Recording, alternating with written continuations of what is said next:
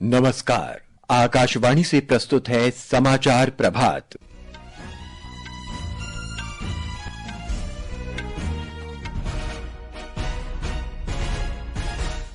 प्रधानमंत्री नरेंद्र मोदी आज नई दिल्ली में मुख्य सचिवों के चौथे राष्ट्रीय सम्मेलन की अध्यक्षता करेंगे। भारत के संविधान के 75 वर्षों की गौरवशाली यात्रा पर विशेष चर्चा लोकसभा में आज भी जारी रहेगी। प्रधानमंत्री आज चर्चा का जवाब देंगे। विदेश मंत्री डॉक्टर एस जयशंकर और पुर्तगाल के विदेश मंत्री पाउलो रेंजल ने द्विपक्षीय संबंधों और वैश्विक सहयोग को मजबूत करने पर बातचीत की।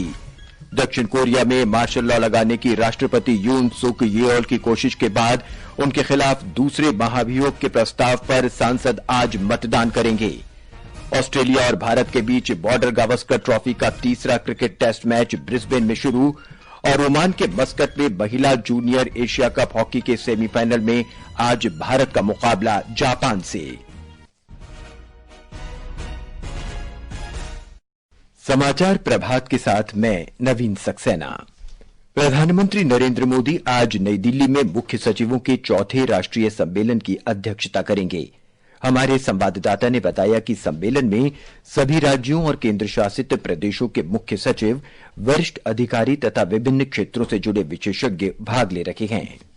यह सम्मेलन केंद्र और राज्यों के बीच सहयोग को बढ़ावा देने के प्रधानमंत्री मोदी के दृष्टिकोण से प्रेरित है। यह चौथा राष्ट्रीय सम्मेलन उद्यमिता, रोजगार और कौशल को बढ़ावा देने पर केंद्रित होगा। इसमें राज्यों और केंद्र शासित प्रदेशों के लिए अनुसरण करने हेतु सर्वोत्तम कार्य प्रणालियों और रणनीतियों को शामिल किया जाएगा। इस सम्मेलन में मुख्य रूप से 6 क्षेत्रों विनिर्माण, सेवा, ग्रामीण गैर कृषि, शहरी और नवीकरणीय ऊर्जा पर विशेष जोर दिया जाएगा। इसके अलावा 4 विशेष सत्र भी आयोजित किए जाएंगे, जिसमें विकसित भारत के लिए अग्रणी प्रौद्योगिकी, आर्थिक विकास केंद्रों के रूप में शहरों का विकास, निवेश के लिए राज्यों में आर्थिक सुधार और मिशन कर्मयोगी के माध्यम से क्षमता निर्माण शामिल है। दीपेंद्र कुमार, आकाशवाणी समाचार, दिल्ली।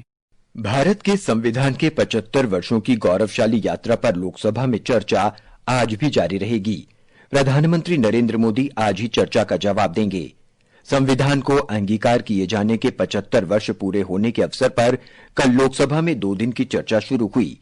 चर्चा की शुरुआत करते हुए रक्षा मंत्री राजनाथ सिंह ने कहा कि भारतीय संविधान ने सामाजिक, आर्थिक, राजनीतिक और सांस्कृतिक जीवन के सभी पहलुओं पर विचार करते हुए राष्ट्र निर्माण का मार्ग प्रशस्त किया है। विपक्षी कांग्रेस पर परोक्ष हमला करते हुए श्री सिंह ने कहा कि हाल के वर्षों में संविधान को केवल एक विशेष पार्टी के योगदान के रूप में पेश करने का प्रयास किया गया है। पिछले कुछ वर्षों में देश में एक ऐसा माहौल बनाने का प्रयास किया गया है कि संविधान एक पार्टी की विशेष देन है। इन सभी बातों में डेप्थ एंड ब्रेथ मैं मानता हूं कि दोनों की कमी है। संविधान निर्माण में बहुत से लोगों की भूमिका को जानबूझकर नकार दिया गया है, जबकि सच्चाई यह है कि हमारा संविधान हमारी सिविलाइजेशनल वैल्यूज यानी सभ्यता एवं सांस्कृतिक मूल्यों का एक एक्सप्रेशन है। चर्चा में भाग लेते हुए कांग्रेस की प्रियंका गांधी वाड्रा ने कहा कि संविधान नागरिकों को सुरक्षित रखने का सुरक्षा कवच है। उन्होंने कहा कि ये न्याय, एकता और अभिव्यक्ति के आधार का कवच है।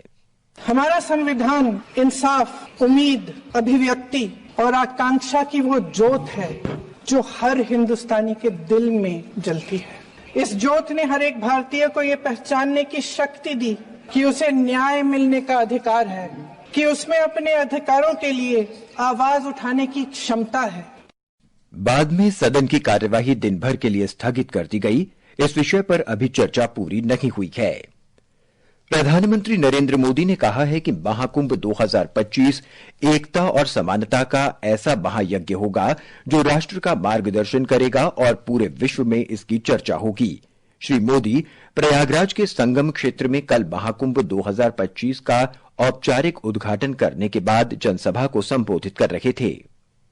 कुंभ से आर्थिक गतिविधियों का विस्तार हम सभी देख रहे हैं। कैसे कुंभ से पहले इस क्षेत्र में आर्थिक गतिविधियों में तेजी आ रही है। लगभग 1.5 महीने तक संगम किनारे एक नया शहर बसा रहेगा, जहां हर रोज लाखों की संख्या में लोग आएंगे। यहां बड़ी संख्या में रोजगार के अवसर तैयार होंगे। प्रयागराज कुंभ का प्रभाव आसपास के जिलों पर भी पड़ेगा।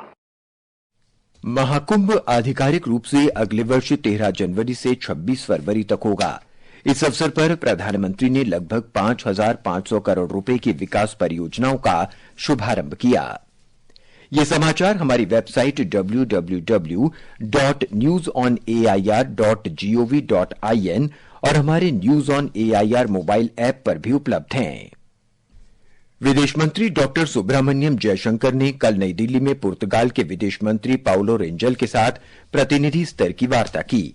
बातचीत के दौरान दोनों नेताओं ने व्यापार और निवेश, रक्षा विज्ञान और प्रौद्योगिकी, पर्यटन, संस्कृति और जनसंपर्क सहित द्विपक्षीय संबंधों के समूचे पहलुओं की समीक्षा की। दोनों मंत्रियों ने आपसी हित के वैश्विक और क्षेत्रीय घटनाक्रम पर विचार विमर्श किया। वो संयुक्त राष्ट्र सहित क्षेत्रीय और बहुपक्षीय मुद्दों पर मौजूदा सहयोग जारी रखने पर भी सहमत हुए।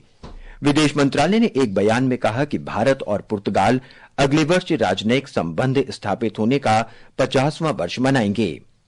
पुर्तगाल के विदेश मंत्री श्री रेंजल ने वाणिज्य और उद्योग मंत्री पीयूष गोयल से भी मुलाकात की। वो गोवा भी जाएंगे, जहां उनके राज्यपाल और मुख्यमंत्री से मिलने की उम्मीद है। बाद में सोशल मीडिया पोस्ट में डॉक्टर जयशंकर ने कहा कि बैठक के दौरान उन्होंने भारत और पुर्तगाल के बीच संबंधों की समीक्षा की और स्वच्छ ऊर्जा, प्रौद्योगिकी, डिजिटल, परिवहन, विरासत और समुद्री सहयोग से जुड़े क्षेत्रों में नए अवसरों की पहचान की गई। दोनों नेताओं ने पश्चिम एशिया, यूक्रेन और हिंद प्रशांत से जुड़े मुद्दों पर विचार साझा किए। श्रीलंका के राष्ट्रपति अनुराग कुमारा दिसानायके कल से भारत की 3 दिन की यात्रा पर आएंगे। विदेश मंत्रालय के प्रवक्ता रणधीर जायसवाल ने कल मीडिया को जानकारी देते हुए कहा कि श्रीलंका का राष्ट्रपति चुने जाने के बाद श्री दिसानायके की यह पहली विदेश यात्रा होगी। इस दौरान श्री दिसानायके राष्ट्रपति द्रौपदी मुर्मू से मुलाकात करेंगे और प्रधानमंत्री नरेंद्र मोदी के साथ द्विपक्षीय, क्षेत्रीय और आपसी हित के अंतर्राष्ट्रीय मुद्दों पर विचार विमर्श करेंगे। उन्होंने कहा कि श्री दिसानायका की इस यात्रा से दोनों देशों के बीच बहुपक्षीय और आपसी सहयोग मजबूत होंगे। पश्चिम एशिया में भारतीयों की वापसी के बारे में श्री जायसवाल ने कहा कि भारत लौटने के इच्छुक 77 भारतीयों को सीरिया से सुरक्षित निकाला गया है। उन्होंने कहा कि इन लोगों को लेबनान और सीरिया के दूतावासों के तालमेल से लेबनान होते हुए भारत लाया गया। So far, 77 Indians have been evacuated. These were those who wanted to return. All these 77 people, they were evacuated through Lebanon, where our embassy in Lebanon and an embassy in Syria coordinated very closely. We brought them by road. Thereafter, the Indian embassy in Lebanon facilitated their immigration.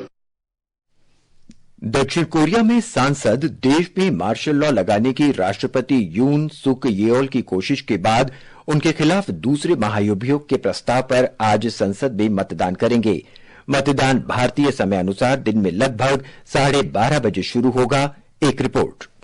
प्रस्ताव पारित करने के लिए national assembly के 300 में से 200 सदस्यों के समर्थन की जरूरत होगी। इसके बाद ही ये मामला संवैधानिक अदालत में जाएगा। महाभियोग प्रस्ताव पारित करने के लिए विपक्षी सांसदों को श्री यून के कंजर्वेटिव पीपल पार्टीज के 8 सांसदों को अपने पक्ष में लाना होगा। मार्शल लॉ लगाने को लेकर राष्ट्रपति यून को हटाने का पहला प्रयास असफल होने के 1 सप्ताह बाद इस मुद्दे पर दोबारा मतदान हो रहा है। शक्ति सिंह, समाचार कक्ष।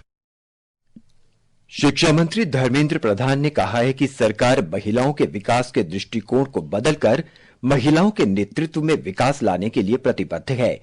उन्होंने कल नई दिल्ली में 1 दिवसीय कार्यशाला का उद्घाटन करते हुए ये बात कही। शिक्षा मंत्री ने बताया कि कार्यशाला में राष्ट्रीय शिक्षा नीति 2020 के दृष्टिकोण के अनुरूप शिक्षा के प्रत्येक स्तर पर महिलाओं के सशक्तिकरण पर जोर दिया गया है।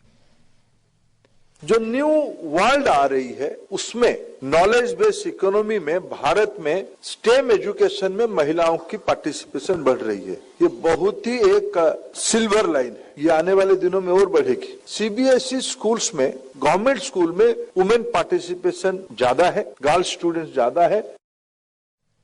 सूचना और प्रसारण मंत्री अश्विनी वैष्णव ने कहा है कि फिल्म पुष्पा 2 के प्रीमियर के दौरान संध्या थिएटर में हुई दुर्घटना राज्य और स्थानीय प्रशासन की खराब व्यवस्था का मामला है। सोशल मीडिया पोस्ट में श्री वैष्णव ने कहा कि कांग्रेस के मन में कला क्षेत्र के लिए कोई सम्मान नहीं है और अल्लू अर्जुन की गिरफ्तारी ने इसे फिर से साबित कर दिया है। अल्लू अर्जुन को तेलंगाना उच्च न्यायालय ने 4 सप्ताह की अंतरिम जमानत दे दी है और आज सुबह वो जेल से रिहा हो गए हैं। 29वां अंतर्राष्ट्रीय केरल फिल्म महोत्सव कल शाम तिरुवनंतपुरम में शुरू हुआ। मुख्यमंत्री पिनाराई विजयन ने इस महोत्सव का उद्घाटन किया। अभिनेत्री शबाना आजमी को इस समारोह में सम्मानित किया गया। उन्हें अभिनय के 50 वर्ष पूरे किए हैं। भारत और ऑस्ट्रेलिया के बीच बॉर्डर गावस्कर क्रिकेट ट्रॉफी का तीसरा मैच आज से ब्रिस्बेन के गाबा में खेला जा रहा है। भारत ने टॉस जीतकर पहले गेंदबाजी करने का फैसला किया। भोजनावकाश तक ऑस्ट्रेलिया ने बिना कोई विकेट गंवाए 28 रन बना लिए हैं। हालांकि बारिश के कारण मैच को भोजनावकाश से पहले ही रोक देना पड़ा। 5 मैचों की श्रृंखला में दोनों टीमें एक-एक मैच जीतकर बराबरी पर हैं। ओमान के मस्कट में जूनियर एशिया कप महिला हॉकी टूर्नामेंट के पहले सेमीफाइनल में आज भारत का सामना जापान से होगा। मैच भारतीय समयानुसार शाम 6 बजे से खेला जाएगा। और अब आज के समाचार पत्रों की सुर्खियों के साथ हैं फरहत नाज। धन्यवाद नवीन। भारत के संविधान के 75 वर्षों के गौरवशाली यात्रा पर संसद में शुरू हुई 2 दिन की चर्चा को आज सभी अखबारों ने अपने पहले पृष्ठ पर अलग अलग शीर्षक से प्रकाशित किया है। दैनिक भास्कर और पंजाब केसरी लिखता है, संविधान पर आमने सामने। वहीं हिन्दुस्तान की सुर्खी है, संसद में महारथियों के बीच महासंग्राम। अगले वर्ष जनवरी से शुरू होने वाले महाकुंभ पर प्रधानमंत्री नरेंद्र मोदी द्वारा प्रयागराज में 5500 करोड़ रुपए की 167 विकास कार्यों का शिलान्यास और उद्घाटन आज के सभी समाचार पत्रों की सुर्खी है। अमर उजाला ने प्रधानमंत्री नरेंद्र मोदी के कथन को दिया है, कुंभ मेला एकता का महायज्ञ, जहां जाति और संप्रदाय का मिट जाता है भेद। वहीं नवभारत टाइम्स लिखता है, प्रधानमंत्री ने जांची कुंभ की तैयारी, क्रूज से की सैर।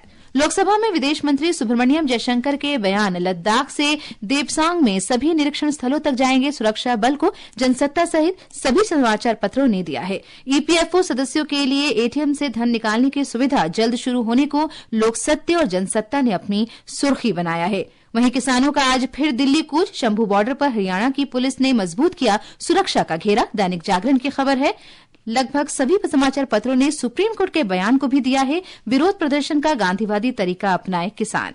राजस्थान पत्रिका ने नारी शक्ति को सलाम शीर्षक से अपने पहले पृष्ठ पर इस खबर को सचित्र प्रकाशित किया है। भारत की वित्त मंत्री लगातार छठी बार फोर्ब्स की सूची में। अंत में मुख्य समाचार एक बार फिर। प्रधानमंत्री नरेंद्र मोदी आज नई दिल्ली में मुख्य सचिवों के 4थे राष्ट्रीय सम्मेलन की अध्यक्षता करेंगे। भारत के संविधान के 75 वर्षों की गौरवशाली यात्रा पर विशेष चर्चा लोकसभा में आज भी जारी रहेगी। प्रधानमंत्री आज चर्चा का जवाब देंगे। विदेश मंत्री डॉक्टर एस जयशंकर और पुर्तगाल के विदेश मंत्री पाउलो रेंजल ने द्विपक्षीय संबंधों और वैश्विक सहयोग को मजबूत करने पर बातचीत की। दक्षिण कोरिया में मार्शल लॉ लगाने की राष्ट्रपति यून सुक येओल की कोशिश के बाद उनके खिलाफ दूसरे महाभियोग के प्रस्ताव पर सांसद आज मतदान करेंगे। और ऑस्ट्रेलिया और भारत के बीच बॉर्डर गावस्कर ट्रॉफी का तीसरा क्रिकेट मैच ब्रिस्बेन में शुरू। इसके साथ ही समाचार प्रभात का ये अंक समाप्त हुआ। नमस्कार।